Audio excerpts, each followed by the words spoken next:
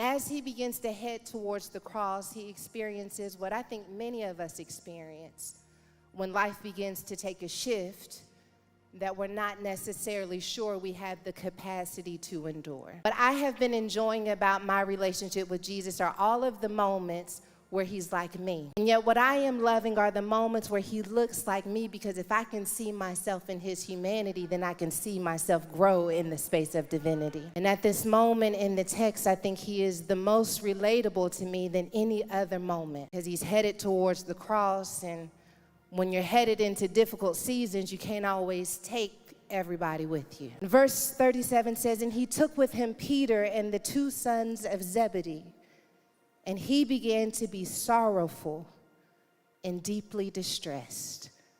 If you're in this room and you're sorrowful and you're deeply distressed, Jesus says, I know exactly what that feels like.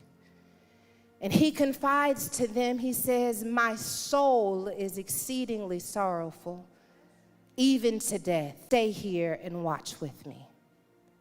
Then he goes a little further and he fell on his face and he prayed, saying, oh, my Father, if it is possible, let this cup pass from me. Nevertheless, not as I will, but as you will. Then he goes back to the disciples because he wants to know whether or not they did what he asked them to do. He asked them to stay here and watch with me.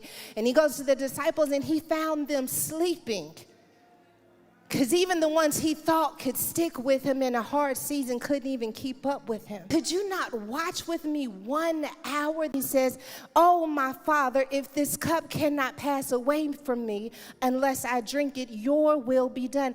I love this because we talk about this, nevertheless, not my will, but your will be done, as if he said it only one time. But he had to go back and say it again. Lord, are you sure? And then he goes back to the disciples, and he came and he found them sleeping in, for their eyes were heavy. They just couldn't do it, so he left them.